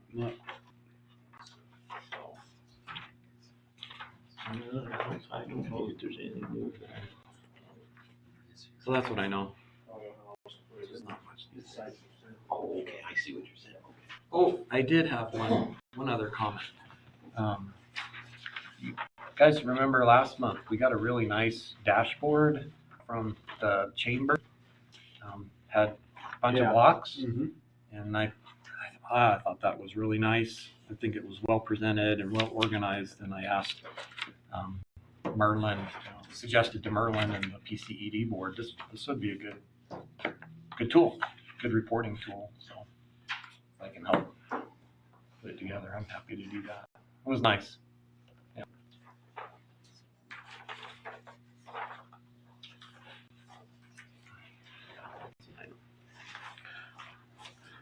All right, we'll move on to new business. Item number 1, Ordinance 837, amending the Wheatland Municipal Code, building codes. Looks like we're gonna get Drew to get up and speak to it. Yeah, let's see how well I do at this. So basically, every 3 years, ICC comes out with new building codes. Per state statute, we have to adopt what the state does to maintain local enforcement. So there's some handouts that are there, and I just kind of listed the short, most important parts. There's some you can look at later. I can cover what's important. Again, as some state statutes are, it's difficult to navigate, quite large. But basically, local enforcement was asked, I think, from Steve Smith years ago, and that's basically so we can adopt the codes the state does, and then enforce our own plan review, building inspections, fire inspections, life safety inspections, school inspections, and electrical inspections. To do so, you have to have somebody in that position who's certified to do so, and you have to follow suit with what the state does. Within 6 months, that's required, and September 22nd, they adopted the 2021 cycle of codes. So it's either that or it reverts back to the state, which means they're responsible for all inspections and everything else. The problem with that is they really wouldn't do them. So again, every 3 years, this will be something that comes up 6 months after they're signed in. So they're introduced upwards of 6 months before the end of the year that they encompass, and it's every 3 years that they're renewed. Listed here are 5 codes that the state adopted, plus 2, the residential code and the plumbing code, which we don't want to do without. We don't have to, by statute, adopt those as well, but I think the town needs a plumbing code and a residential code. So basically, one other statement in the statute is you can't amend out anything to make it less restrictive. So whatever the state adopts without amendment, you go ahead and adopt as well and follow those same guidelines. Again, there are certain things, schools, state-owned or leased buildings that the state is in joint plan review, and then they give you, again, local enforcement to do the inspections. But you always want to offer them the chance to look at those plans as well, and they usually just won't do anything unless it's an assembly of maybe over 300. A school, certain buildings, but you wouldn't have the state coming out on every shed or fence or even a new home that was built. So to maintain local enforcement, I think, is extremely important to maintain the quality that you want to have, the life and safety features involved. So again, I've listed, I mean, I've given you guys just a 3 pages, which encompasses the state statute. I think it's Oh, yeah. 359121, that's local enforcement. Again, with these adoptions, there's probably a conversation about amendment. There, no amount of time could I explain to you the thousands and thousands of pages of code we're adopting. Would you want to in the first place? Really. Then thank you for giving us the time. Yeah, no, absolutely, but there are things that if you adopt the code and you don't enforce, you should probably amend. And immediately those things would come out of that code where you could. And again, the only options we have to do so are the residential code and the plumbing code. Anything adopted by the state without amendment, we have to adopt the same. So, for example, which is one of the first things that comes up with residential code, is fire suppression. Most new homes, people don't want to put fire suppression in. I would make the argument that it's not as expensive and there's other ways to do it, and I think it is necessary, but again, it can be amended from the code because the state didn't adopt it. So it is mentioned elsewhere in the building code and the fire code, but that could be as well reworded or some language added to it that would isolate the residential code to what it's for, which is 1 and 2 family dwellings, 3 or more townhomes up to 3 stories tall. That's just to simplify. So again, probably gonna be a lot of questions. No amendments written in there now, just inserts. Basically, when you adopt a code, you write in the name of the town that's adopting it, you write in design criteria for the local environment, climate, and wind speed and snow loads and things like that. That's what that image that's on there is. And it's literally taken from the exact image in the code book, just so there's no confusion.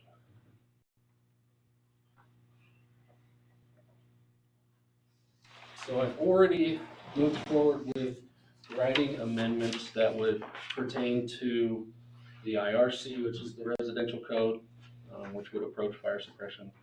It'd be a hard sell, I'm sure, but I do believe there's a lot of misinformation and people aren't really informed as to what that means.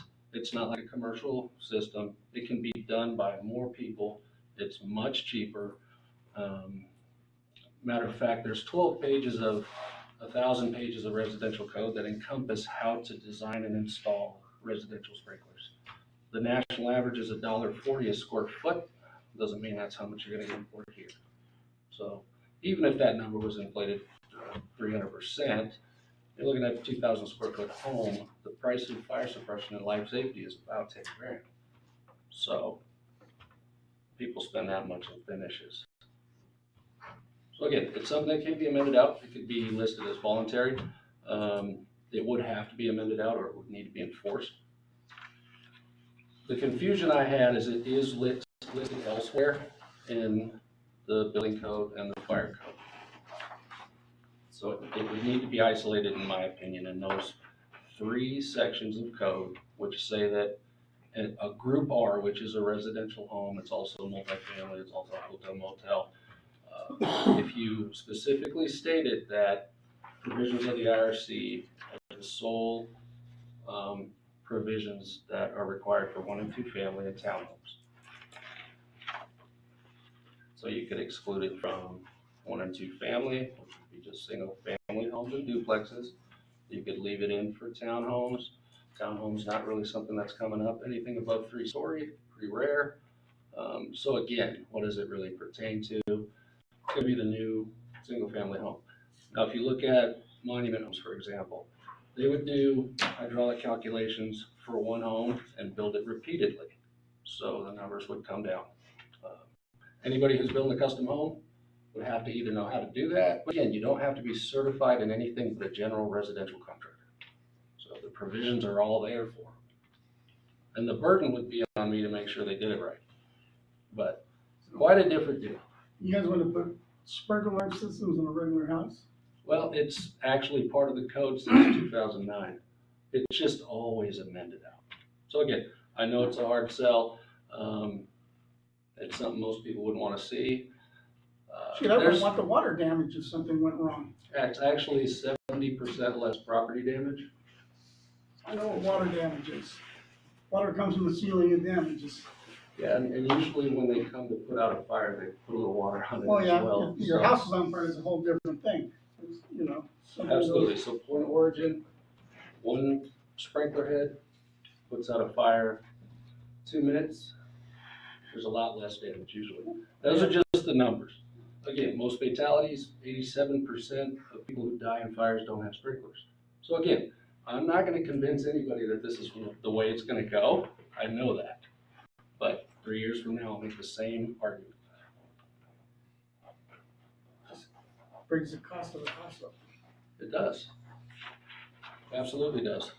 And again, $1.40 a square, I think you could economize finishes and find that. But again, you're not gonna get it for that much here until there's a demand.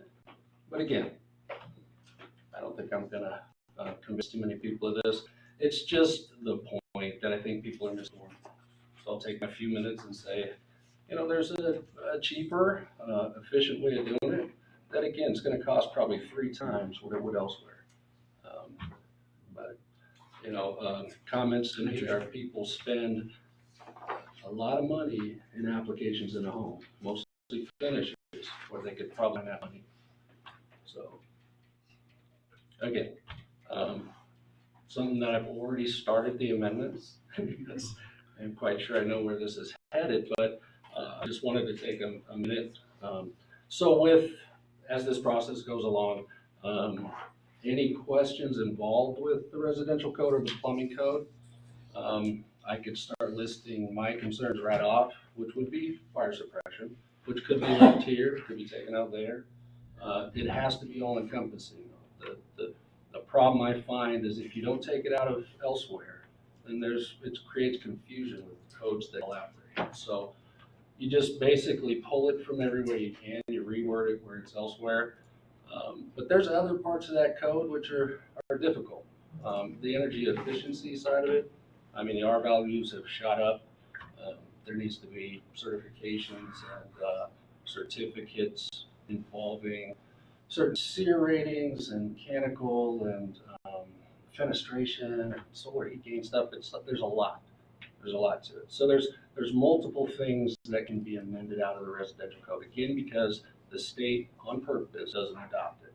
They just don't want to have that jurisdiction. So, because they can't enforce it. Well, again, if we don't do the minimum amount of the 5 codes they did adopt, building code, existing building code, fire code, mechanical code, and fuel gas code, we have to adopt those with no amendments. Otherwise, it goes back to them, and nobody will be looking out for someone buying, building. So I think that's highly important. The plumbing code and the residential code can be amended. I think they're absolutely necessary. Make sure things are done right. And specifically the items that are going to be most difficult for anyone building a custom home can be taken out of that code. And I approached everyone. I know more about home rule, Dillon's rule, Title 13, this ordinance in particular than I ever thought I would. But again, I was trying to do the research and get the answers to make sure we were going to do this right. So just for my clarity, in your ordinance 837, adopting the 2021, this is paragraph B, International Building Code, we have to adopt all of that without amendment. No, you can isolate the number 2, which is the residential code. No, well, that's what I'm saying. Item number 1, International Building Code. Then you have International Residential Code. That one you can amend. Yes. But the International Building Code cannot be amended. Okay, that's where I'm going. Can be amended. But this one cannot. Then number 3, the fire code cannot be amended, right? Number 3, existing building code cannot. Fire code as well cannot. The mechanical code cannot. The plumbing code can. And the fuel gas code cannot. and the electrical code cannot. Is that right? Absolutely right. I was looking at what we have right now. You have an amendment that says International Residence Code referencing the dwelling unit fire sprinkler system and dependencies are specifically not adopted. That's the amendment you're talking about? Yeah, and if you read if you look at Ordinance 816, I think it is.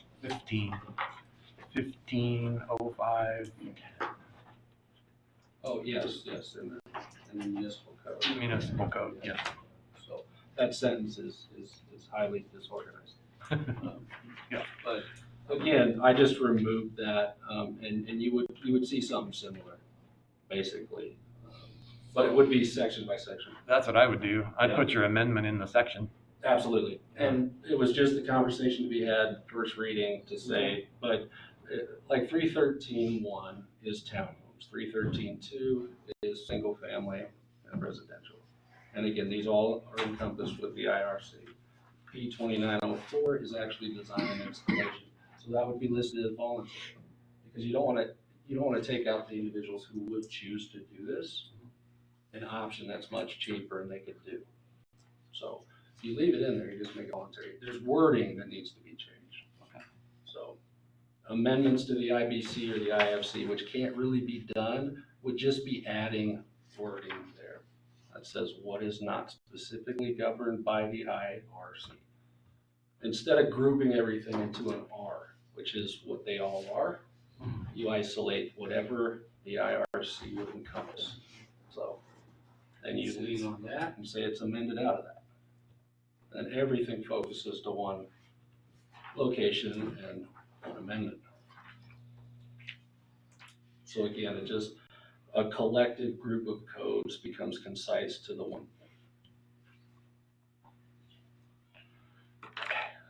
Drew, you're trying to de-muddy the water. I don't know if you can do that. I know.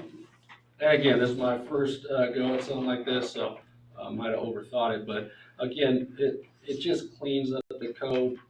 These codes now, Town of Wheatland Building Department, these things are involved. That code is now ours and we refer to it as the code. Well, that's just it. When it comes to the residential code, the Town of Wheatland's code is the IRC 2021 or 2018 currently. So again, I mean, after, how long have I been around now? 18 months or something. To pull off the 6 certifications necessary by that statute has been very difficult. But again, that's what you need in this position. You need a plans examiner, you need 3 building codes, 2 fire codes. So luckily I was able to do that without a breakdown. But again,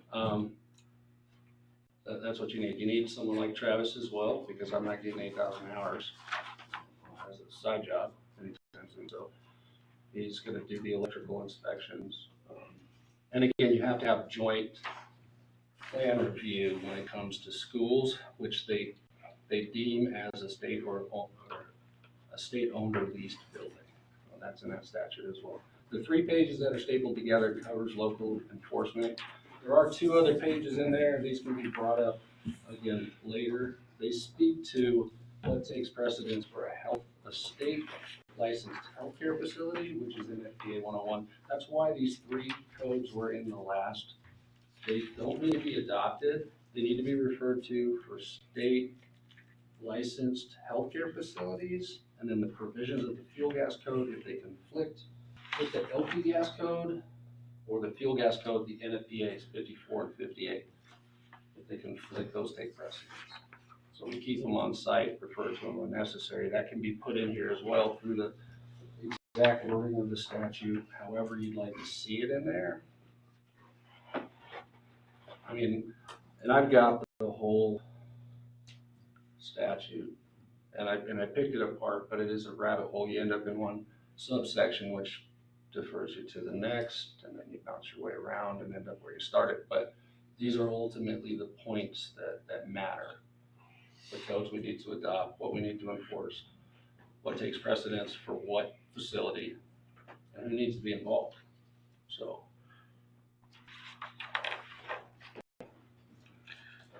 Is there a difference between the international building code or international codes and a national building code? Is there a national building code? no, everything's international. The ICC pretty much has that covered. So the NFPA, most of their code, the life safety code, fuel gas code they have, the OP gas code, that they're almost word for word, but you can find yourself confused trying to refer to both. So if you find conflict in something, but otherwise, the Uniform Building Code changed in the year 2000. The only reason I ask is because the state statute refers to national building codes, not international. Says we can adopt national building, plumbing, and electrical codes. Yeah, but the statutes are. I called the fire marshal today because Drew and I had conversations and he said, you gotta do the ones that we do. Yeah. Okay. Because I was concerned about a number of things and The NFPA is off by a year. They don't keep up with the same Some rate. of them are, some of them aren't. So some of them are every 6, 7 years, some are every 3 years. So they have them listed up to 5,000. They have 300 plus codes. So they just don't do it every 3 years because they don't really need to. Some of them are fire apparatus and stuff that just don't need to be redone that often. The NEC is done, that will come up because it's a 2020 code, the NEC. And it is adopted for a current edition in Title 13 of the Wheatland Municipal Code. This would supersede it, and the reason is we want the buffer of when the state adopts and the 6 months we're given. So somebody can actually get the book, get informed, before just saying the minute it comes out, you adopt the current code. It's also something that's written in the statute. So if we do something in time, so the state adopted September 22nd, a code of that year, 2021. And it was introduced in 2020. Probably 16 months later, that's enough time to introduce it, the significant changes involved. Otherwise, you're adopting something blindly. And you're not going to find an amendment for it because you're not even going to know what's in there. So, I mean, even at this late stage, it's just, I was unaware, kind of figure it out as you go along. But I asked the questions, not only from the fire marshal, but from other municipalities. And I've spoken with a lot of people who really, the state for 11 years has had this statute, 12 years now, and they haven't done their work. So when I was approached by Mark Young, the deputy director of the state fire marshal's office, he asked me if I knew what I was supposed to do. I told him no, enlighten me. So I have not been told, and I need to know those answers. So that's where all this started, and it was rather recently. So done as much as I could to figure out the right way to do this. This requires 3 readings, correct? yes. And I would say 2024, when most likely the new NEC will come out 2023, and we'll have that time frame again. It'll be separated from this, and it'll be adopted because it's an off year. It has to be done at a different time. So just a procedural question, Drew. The current ordinance 150510 does not reference the National Electric Code. No. It's referenced Because in 13. Yes, So you're adding it? I'm adding it because if you write it as a current edition, that's tough because when it's released, the current edition would have to be adopted immediately. No, it's not that deep. What I'm asking is your move the adoption of the National Electric Code from Ordinance 134010, conformance with National Electric Code, to 150510. That's what it sounds like. It wouldn't matter if you do it both places either, but what one is, I don't have mine up. Which one did they adopt under that one, Councilman Fritz? National Electric Code, or Yeah, what year? It doesn't have a year. And if you look at It the says ordinance. current involved, edition. it's Okay, I think that was- Actually 2005. 2006. It says ordinance 714, I think what- 2006. If I remember correctly, we talked about that and said, instead of having a new ordinance every year, Mhm. where every time they did it, we'd just say the current one would be the one that we enforce. Okay. So, Is what I'm guessing why we did that. so And really, then it fit better in the electrical. Which would be a way to not do this every 3 years, but again, then you lose the buffer. You lose the time frame where the state adopts it and you have those 6 months to adopt it thereafter. And that's extremely important time. So it's written current on a lot of different codes. Other people are doing it just like that. But most codes are adopted If we're blindly. gonna do it this way, we probably need to amend that section. That was your That's my point. procedural, yeah. that was my that was point. your procedural. Yeah. And again, it's a lot of code to look through. I did locate 134010 as What was well. the number of that? 13, 40, 10. 13, 40, 10, okay. The state usually, when they renew electrical licensing, July 1st of every year, and every 3 years for a contractor's license, in reverse, masters every 3 years, contractors every year, it's always July 1st. So they adopt the new version every 3 years on the 1st of July. So what I'm saying is 6 months from there gives us till January 1st of the third year. So we can't do all this at once. The point is to get it right, and then moving forward 2 years from now, we separate again the electric code and have it say when it's adopted. It's still a process we have to go through. It could be a resolution, it could be something that's done when it's done. I don't know. Like, my experience in this arena is very limited. So whatever we decide to do with that, this is just a way to say that it is currently a part of the codes required by statute. I just think we have a procedural. I'll help him clear it up. Okay. Did we make a motion to accept this? No, we didn't. I would entertain that motion. So moved. Second. It's been moved and seconded. Is there further discussion? Hearing none, all in favor signify by saying aye. Opposed, same sign. We'll pass on first reading. And Drew, thank you for the input and being well prepared. Yeah, no kidding. My only question or concern, I guess, would be if anyone wants to reach out and discuss some of the points of the code we're adopting to see what we should take out of the residential employment code. Like I said, the only options we have, fire sprinklers looks to be like a no. I would say that would be one that Yeah. I would say. There's others in there that might be of concern, but again, if anyone has any questions, obviously have another month until, this comes back up, and I'd like to be as prepared to write those amendments in. Does this table have to go in to the Well, car so code? it's specifically what's in whatever, 302, 301.2. So it doesn't have to go in the ordinance, I guess, like that. It should be in the municipal code as an image like that. It could be just listed out. Okay. Ground snow load 20. We don't currently have that in our code. Is it in that table?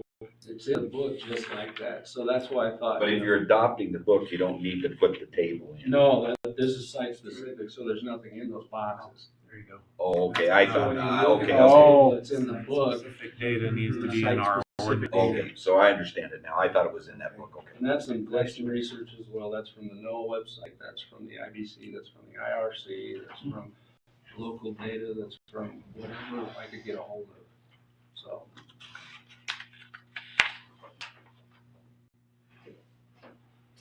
I'm gonna think about maybe we could put it that it's on file so we don't have to pay for that ordinance. I mean, Codification of all the. And it's on the website. So, okay. it could just say refer to something, whatever. I was thinking more about publication costs. On In the- on the web? No, at record times. For the paper. Oh, Yeah. this, Yeah, just this table? you take it out, you eliminate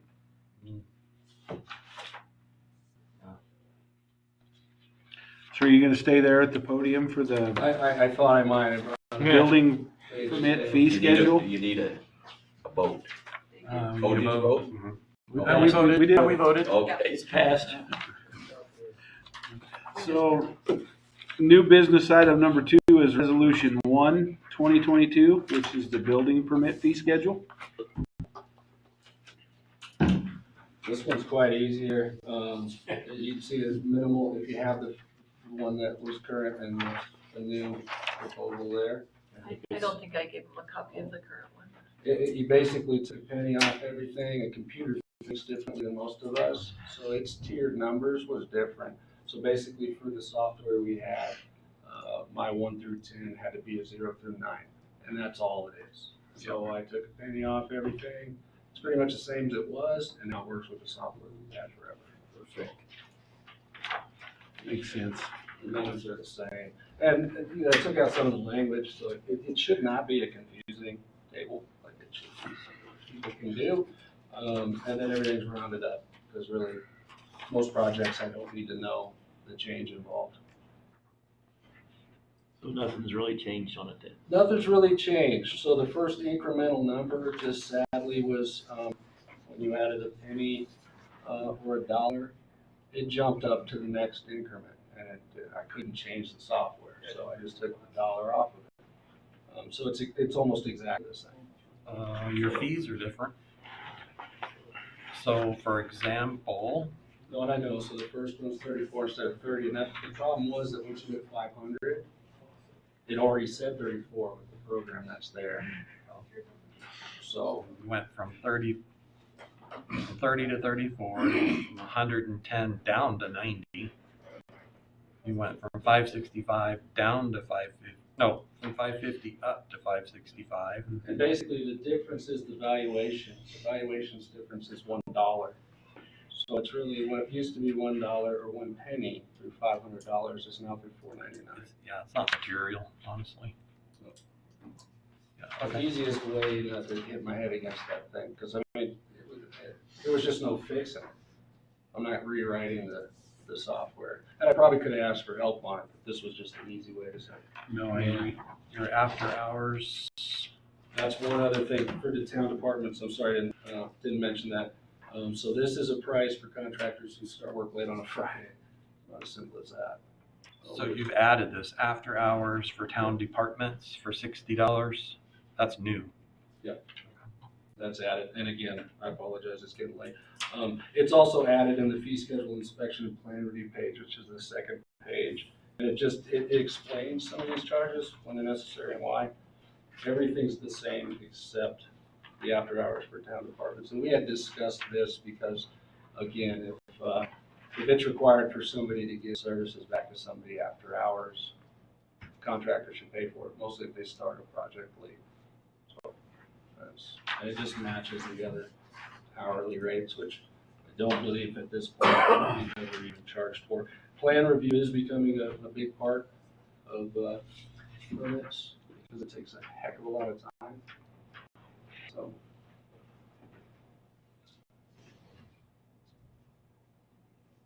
I move to accept resolution 01, 2022.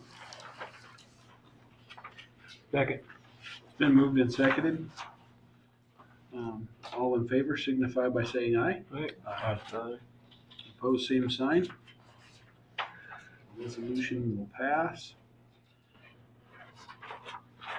Resolution, or new business item number 3, which is resolution 2, 2022, which is the Wyoming Municipal Power Agency Board appointment.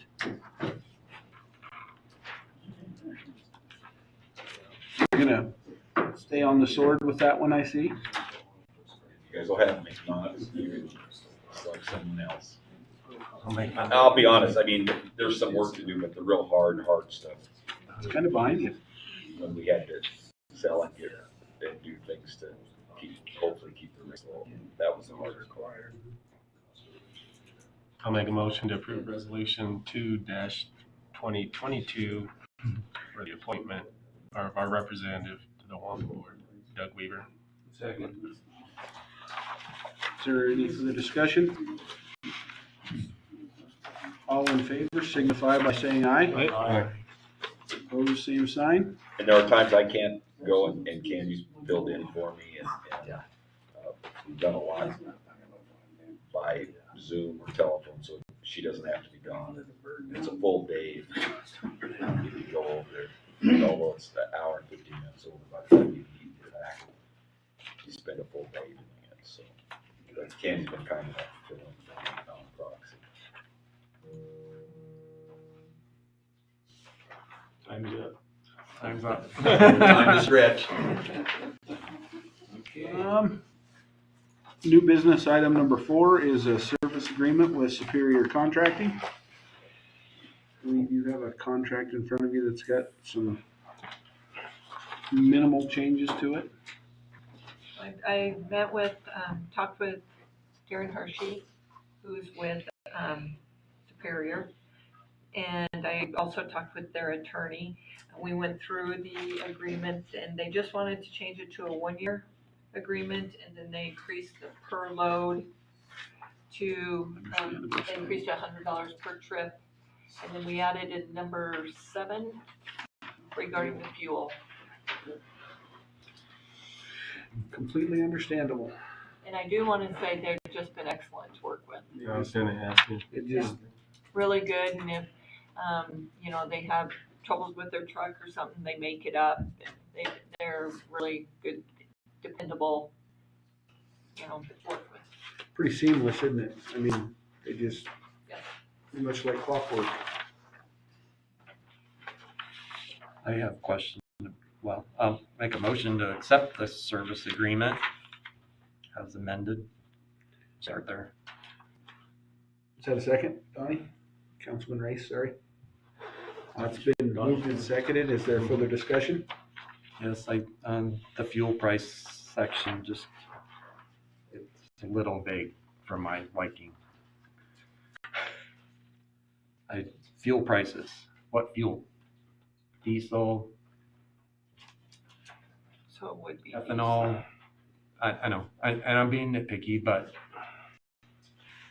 So You could put in, if diesel prices rise above. Yes, I would recommend changing that to diesel. My question to her is I don't see it happening in a year if it goes down. Exactly. I asked Candy that. I mean, I don't see that happening, to be quite honest. No, but there's no corollary, you know, it's a give and take.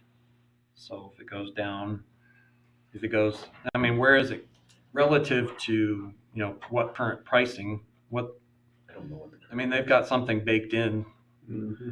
you know, what is that?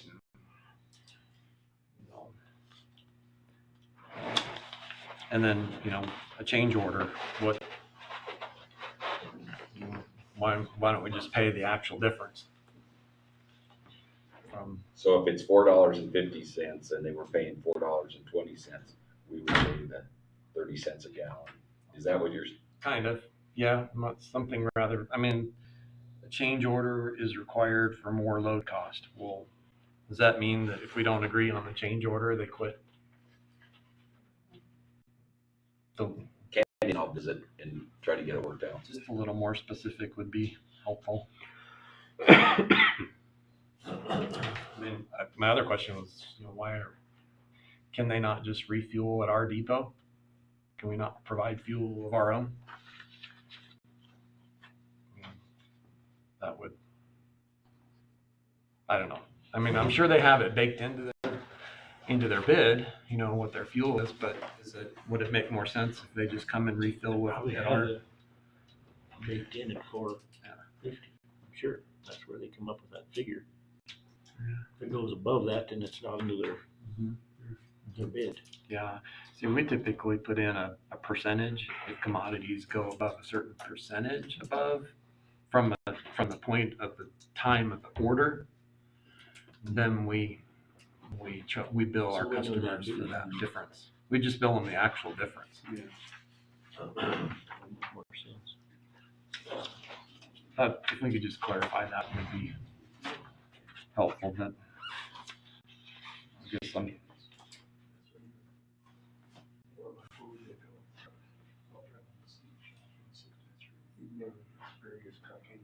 Question. For a question. So how do we want to proceed with this? Go ahead and approve it with changes forthcoming, or? It expires the February 1st. So we wouldn't have to pass that tonight, or would, yeah, we would. Now, I'm not bent. It's just, it should be clearer. On the change order Yeah. section. Mhm.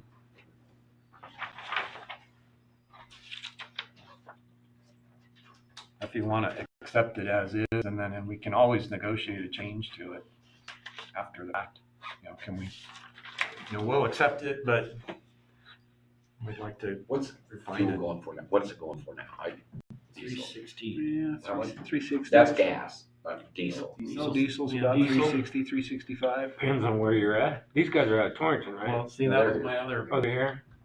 well, that Here's was what my I other was- question. Where are they buying, based on whose price? I wondered if this would work. If the diesel price per gallon increases by 10%, then the sum per round trip shall increase by the same percentage. It's easier. It gives them a little more flexibility, but it has to raise by 50 cents. I mean, well, $1. You gotta have a starting point, though. I mean, you have to say, at the time of the writing, at the time of the acceptance, diesel was $3.50 a gallon. we'll work on it. We'll make sure it's fair. And it would be if it went the other way. I know. So we're paying Horton's $2.99 per gallon. That's good. Can I get my diesel from you? Exactly. I bet they're buying it somewhere. They're not buying it at the pump, I wouldn't think. How many gallons they go through there, or buy it bulk.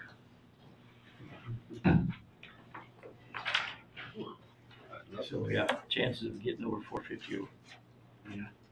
So you made a motion to approve with necessary changes. Yep.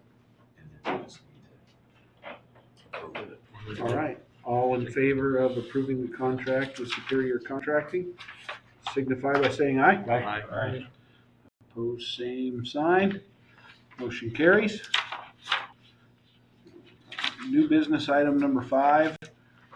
We have the designations for bank depositories of First State Bank, Rolling Hills Bank, and Platte Valley Bank.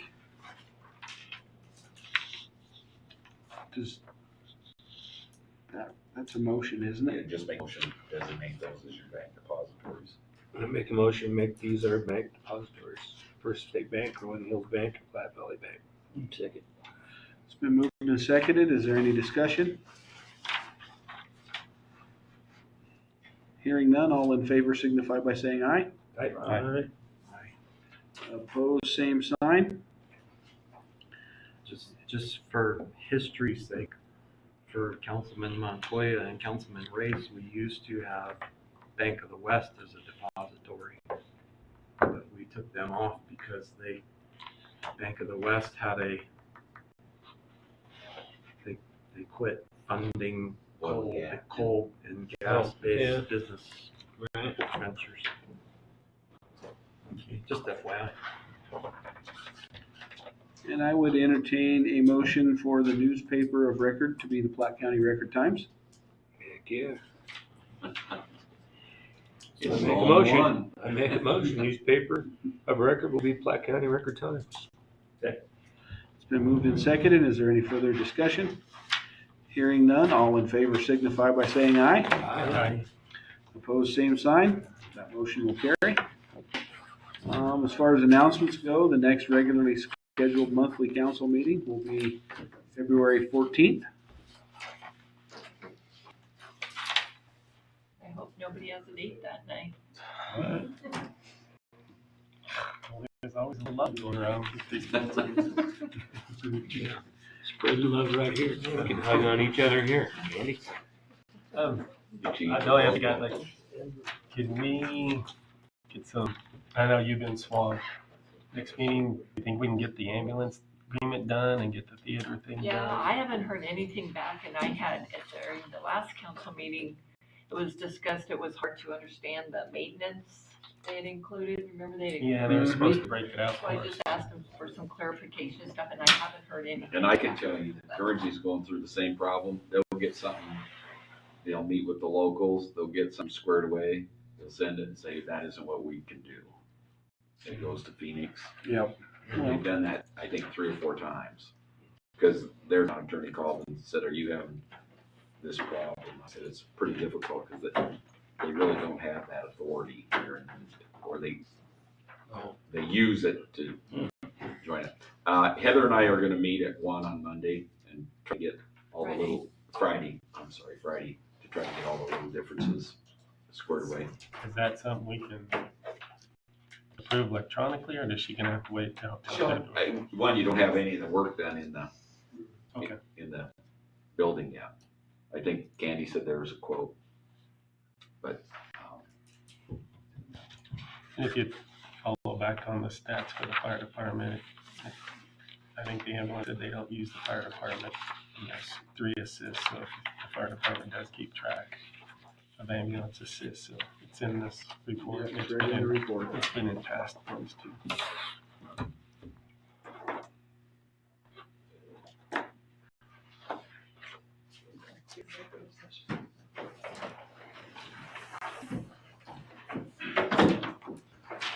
So Mayor, we need to have an executive. Okay. So I would entertain a motion to take a break in the regular meeting to convene into executive session for litigation concerns. for litigation concerns. Potential litigation. You did. Thanks, Doug. Thanks, Judge.